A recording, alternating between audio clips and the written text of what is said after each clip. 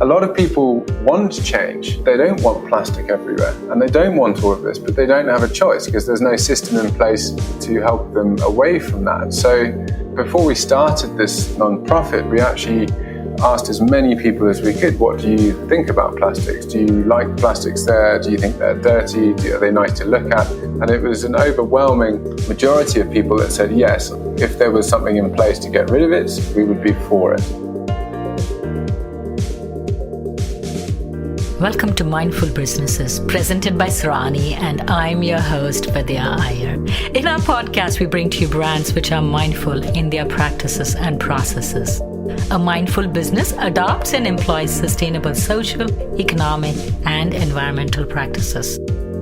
Today, we have with us George Berthon, founder of the nonprofit Clean and Proud, creating sustainable fashion from plastic waste. He joins us from Malawi, East Africa. Welcome, George. Thank you so much for having me on the podcast. It's a great opportunity for us, and thank you.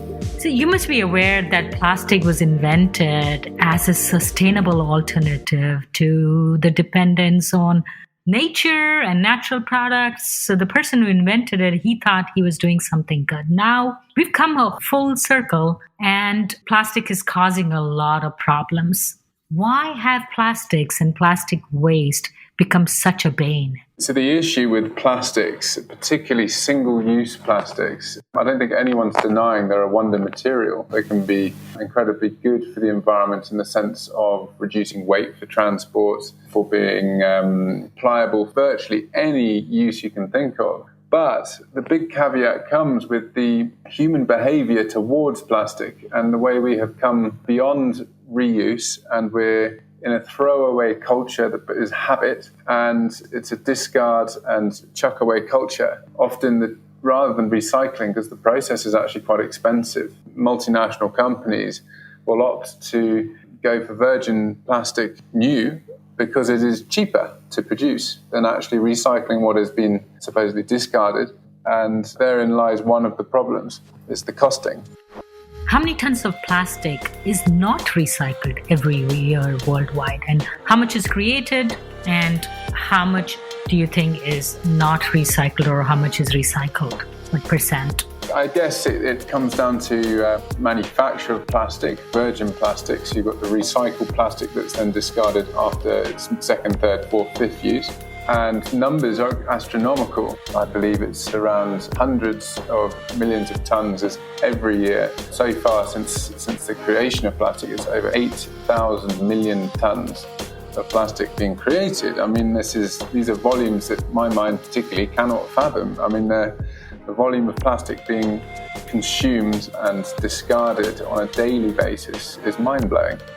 We've created enough plastic to wrap the world 3 times over. And it's not, often the issues aren't necessarily visual. Like, for example, particularly in Malawi, it might be that it blocks the drainage ditch, which causes pooling of water, which might have a secondary effect of creating habitat for mosquitoes, which are obviously vectors of malaria, increasing in urban environments the cases of malaria. Something you would think of immediately as plastic waste leading to that effect could be the breakdown of the plastic in the environment that causes accumulation of toxic compounds to stick to those small pieces of plastic, and then are ingested by a fish, which ends up, those toxins accumulate in that fish, which then goes onto your plate. I mean, there's so many impacts. There's the visual, that's very obvious, but there's also the secondary effects and effects you don't really think about that have massively impacting negative impacts when it's scaled up on this mass scale. So you're based in Malawi. Did you grow up there? How did you end up in Malawi? I studied conservation ecology and moved out to Africa to work in conservation. And having worked on the continent for probably 5 years, I worked quite a bit in Malawi itself. Absolutely loved the place, fell in love with it. It has a very warm feel. Everyone is super friendly. But the one thing that stuck out in my mind was just the obscene volumes of plastic everywhere. And the reason it's so visual is because back home in England, that's where I was brought up in England, in America, in other places, you have bins that are public, bins that people can go and put their trash in or their waste.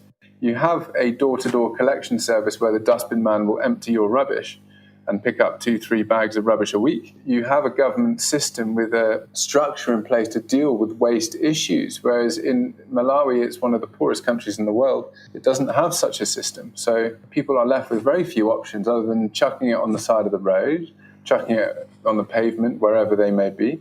Or at the household, maybe it's the most common waste disposal is actually digging a hole, burning the plastic wastes, and burying it in the ground, which is also used to grow subsistence crops to eat. So they do this with all kinds of plastic because in India, there is a secondary market to some of the heavier plastics, the ones in the milk pouches or your oil cans, which are more conducive to recycling. There is no such system in Malawi. There's the PET plastic bottles, and there's no real recycling. I mean, old oil bottles, you do have the odd person in Mzuzu, where we are based. That happens in Lilongwe and the big cities, where individuals will go and pick up the PET plastic bottles, rinse them out in the river rainwater, and then resell them back to the refill stations that fill up with oil again. But they have a certain life period of doing it that way. There's no remolding the plastic, so actually properly recycling it into a new product as such. It's more of a second, third use, which is great, and should be advocated. This is great that people do it, but there is a call out for a wider range of plastics to be recycled. And we recycle only single-use plastics, the bags, the rice sacks, as you said, the milk bags, all plastic bags, and the polyethylene plastics. So what's your background? You talked about you were in ecology and conservation. How did you think about starting Clean and Proud, the nonprofit? I was working in game reserves and national reserves in Malawi, and I'd been working there for a few years, and the blatantness, the obviousness of the plastic waste issue used to hit every time we'd go for a food run or we'd go into town or villages nearby, even driving through the villages, there's just plastic everywhere. And it used to break my heart a bit. You're like, well, how can that not spoil someone's, the people who live there, their opinion of the whole area? How can that not upset them slightly? But then they don't have another option. There's no option. And the main reason that I wanted to, and Beatrice, my partner, wanted to set this up, Clean and Proud, was to give people an option to deal with their waste, because there weren't public bins, there wasn't a household collection system in place, and therefore the waste issue will never be dealt with unless there is another option for people to take. And then obviously it needs to be combined with various other strategies such as awareness, incentivization, etc. But it's mainly to give people another option, because we're so lucky in the West where we don't even think about it. The guy comes at the end every week and on a Wednesday and picks up all your rubbish. You just put it there and it disappears the next day. It's wonderful. But it's something. The aim really is to try and give people here an option to deal with their waste. How much plastic is generated in Malawi, and what % of that you and maybe similar nonprofits or for-profit companies are able to collect to be recycled or reused? Official statistics of plastics in Malawi and plastic creation, imports, production, I think there is, because we've been researching this and trying to find the answers out, but as far as we can find, there is no definitive number of plastics in Malawi. The biggest way of assessing it is because there's no waste management, you just see the piles and how quickly those piles fill up. It's a huge, in Mzuzu City alone, the municipal went on strike, and the piles in the city got, over the course of 4 days, I think it was, got to the size of, you're looking at a couple of houses. That's within 4 days. That's just one out of probably 30, 40 piles that start building up in and around the area. But in terms of statistics and numbers, it's been very difficult to find specific statistics. operation that we run is very, very small, and it's growing, but it's very, very small. Last year, we recycled approximately about 600 to 700 kg, so it wasn't even quite a ton. And this next year coming, we're aiming to do 1.5 tons, and then hopefully start progressing on a much bigger scale. In terms of its impact on reducing the plastic waste that is accumulated, it's just scratching the surface. So 600 kgs, give me a visual. It would be like how many truckloads? Because, you're talking about plastic, which is very, very light and single-use plastic. So it is probably about 10 truckloads? It's probably about 5 truckloads. The way that we deal with it, the way we collect is by hand. So another reason that we opted to do this, firstly, is to buy a vehicle out here is hugely expensive. So we don't actually have the funding capital to be able to do that currently. But secondly, the unemployment rates in Mzuzu City itself in some areas are over 60%. So it's very unskilled labor, and we are trying to employ as many people to go and do this as possible, because it's not a particularly skilled job. And as a result, we employ, currently it's gone up from 3 to now 4 ladies that go out and collect waste. And hopefully, the more success we have in selling the products we make, the more capital we will get to invest back in and employ more people to go and do the same. This next current year, if we're successful in the summer with selling throughout Europe, we will be investing in actually bicycles with trailers who will go and do rounds picking up all over the city, which will have a big impact in terms of increasing the capacity. We're aiming really to employ as many people as possible rather than mechanizing it as much as possible. We're trying to employ as many people in the cog to make it work. So how did you get funding to start this project? Yeah, people think we're mad. We actually, my partner and I invested basically everything we had in it to begin with. And that was the initial cost startup. And now we have a team that's fully trained. We have a team, particularly of tailors, that are incredibly talented, that are producing products of a very high standard to be able to sell it in Europe. Now the initial investment's been put in. We're now looking to increase sales throughout Europe. The products can be sold at a cost that will cover the high cost of production. Sadly, in Malawi itself, as I've mentioned, it's one of the poorest countries in the world, so you don't have a very big market for selling things like tote bags and wash bags and things like that at the price they're needed to be to cover the cost.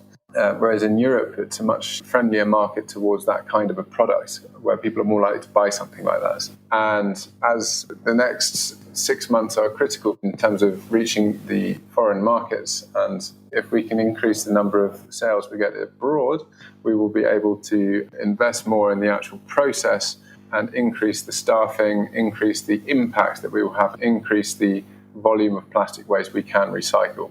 You collect the plastic. What do you do to the plastic for it to be ready as a raw material to make these products? The process, we've got a team of ladies that go and collect the plastic and bring it back to the workshop, and we wash it.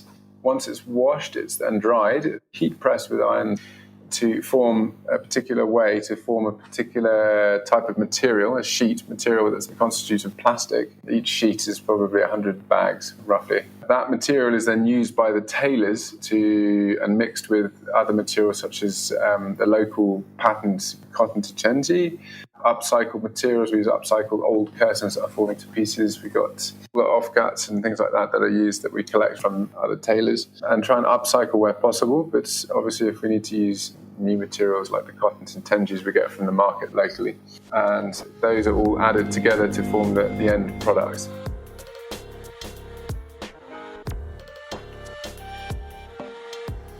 So do you have a patent on this technology, or?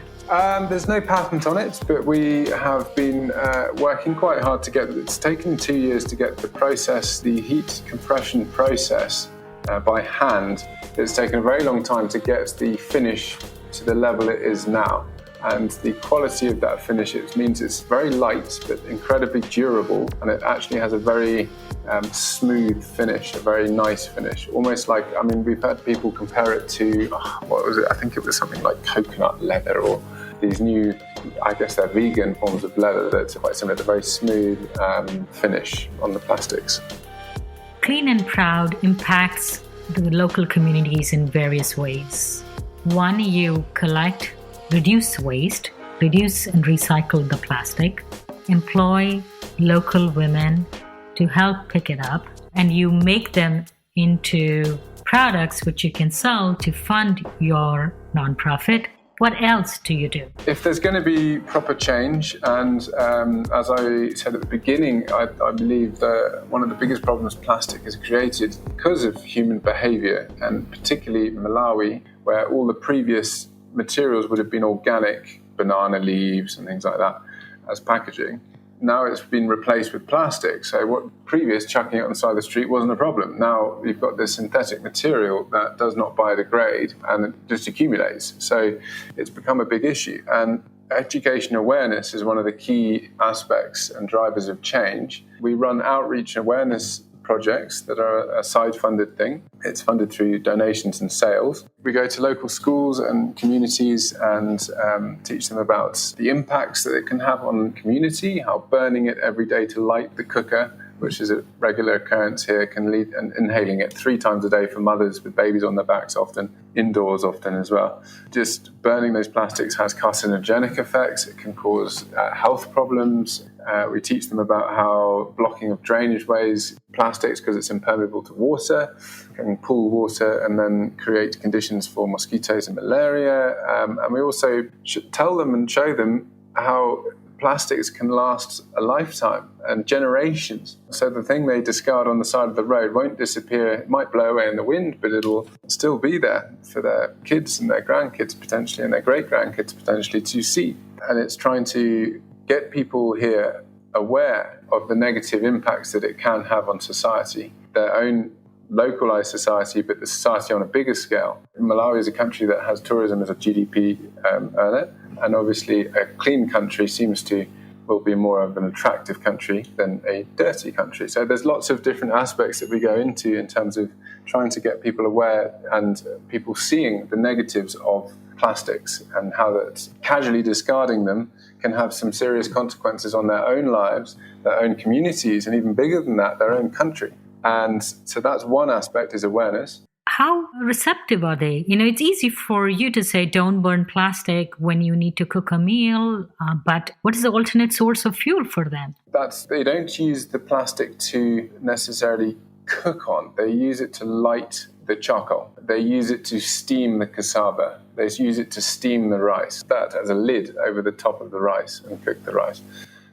So there are multiple other things you can use to do that. Wood chippings, there's all kinds of little branches and twigs. This is just to light the coals for their cookers.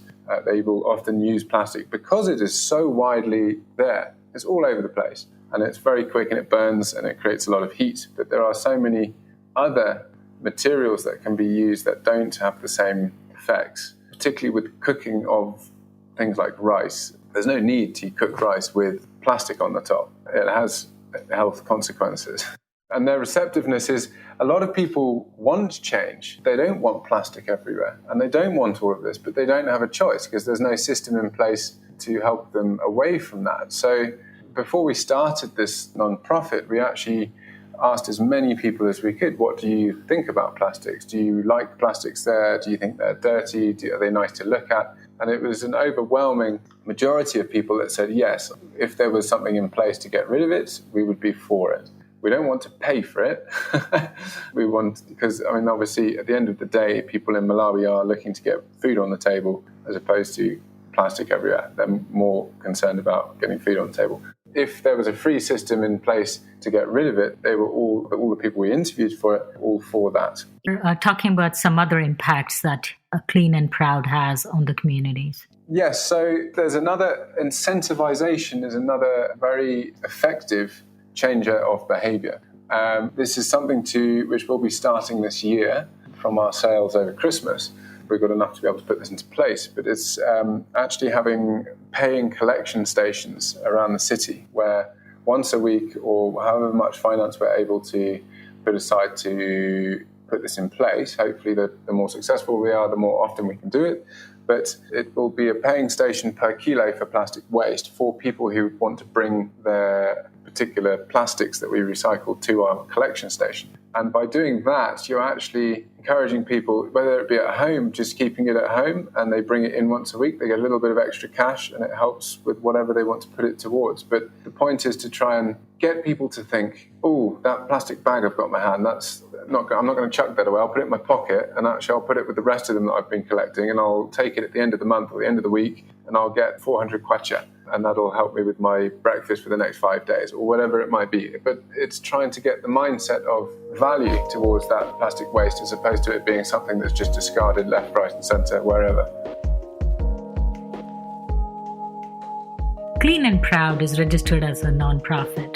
Why was that important? So for myself and Beatrice, we've always wanted to give something back. We've always wanted to help with this issue that we feel very strongly about. And to be making money off it for ourselves seems we didn't want to do that in the first place, but we think it's incredibly important that it's a system that is self-growing, and all the profit and revenue that is generated from sales, 100% of it goes back into making it bigger and having a bigger impact. If we started raking off, profit, then there would be a less of an impact that would be going into expansion, into outreach and awareness, into paying collection stations, into staff conditions, into increased collection capacity. There's less potential for the growth if more is taken off for profit. So we've chosen specifically to do a non-profit where 100%, hopefully we make lots from sales, but the more we make from sales means the more can go back into the project, which means it can expand and have a bigger impact, recycling a higher volume of plastic. Because currently we're recycling plastic, we have a system in place that works, but we want to be doing a much higher volume and actually impacting that plastic, those piles of plastic waste, and even progressing towards recycling different forms of plastic like PET that will need shredding machines and compression ovens and various technologies that have to be there to be able to recycle particular types of plastic. The future initiatives that you have, how do you plan to fundraise? We did a Christmas auction recently that was very successful. We've done... Yes, I saw that on the web. I'm like, oops, I missed that. It was actually supposed to be in France for September, October, November, December, and then it all went into secondary lockdown, and we were freaking out a little bit. So this is one of the sub-strategies we did, was actually a Christmas auction to generate some donations and funding, which worked very well, and everyone was very generous. So if anyone's listening who helped us, thank you so much. Yeah, the other fundraising. So we are using Google Ad grants. I've actually run a few athletic events, one of which was you had to do 21 kilometers in any way, shape or form you had. We had rowing, sailing, kiteboarding, lots of other ways of doing it as well. And Beatrice and I are actually training to do boxing, and that's one of the next planned fundraising events, is a charity boxing event we're going to enter and try and get ourselves out of the fight alive and unhurt, but hopefully with a bit of donation. So we're doing various different things. So where do you see Clean and Proud 5 years from today? So 5 years from today, it all obviously depends on the success of sales and donations and funding, but if we want to achieve, we will be recycling minimum of 10 tons up to, the sky is the limit here. There's so much waste. We want to be recycling PET plastic bottles. We want to have expanded the range of plastics we recycle. We would like to have sales and wholesale small-scale shops in a variety of different countries, preferably America, Europe, and Australia would be lovely, as well as developing an African market for the product as well. And we would like to have paying collection points across the whole of Malawi's major cities. We would like to be doing outreach awareness, a minimum of 2 per month in schools and communities throughout the entire country of Malawi. We would like to, one of the aims is to also have a company that has paid collection points across every major city. We also would prefer to, if we can get there, to have every major city have a Clean and Proud household collection system in place. Hopefully, and ideally, this would be a free service if funds would allow it, but obviously that's all dependable. And one of the major things that I want to do, that I've got my eye on, is doing more research into the plastic contamination of Lake Malawi, which supplies over 60% of the protein consumption by the country itself through fish. And we've seen from research that fish generally uptake toxins and particularly microplastics into the system and therefore bioaccumulate it through that system. And then it ends up in food items, which would be, very interesting to research it and then come up with maybe some ideas and ways of mitigating that as much as possible. Thank you so much, George Berthon. Wishing you all the best and all the success. Thank you so much for coming on Mindful Businesses. Well, thank you so much for the opportunity, and I wish everyone well. And please come and visit Malawi. It's a beautiful country, really, really friendly people. And if you're around, you can always pop into our workshop in Mzuzu. I can't wait for the lockdown and this COVID to go away to start traveling. I think a lot of people are thinking the same thing. Yeah, definitely. If you're a creator of a mindful brand or would like to recommend a mindful brand to be featured on our show, send us a message on our Instagram or Facebook page or visit us at mindfulbusinessespodcast.com. Subscribe and listen to us on your favorite podcast listening app. If you enjoyed this episode, please remember to rate and review us on Apple or Google Podcast. If you learned a thing or two from this or our other episodes, please share it with one friend.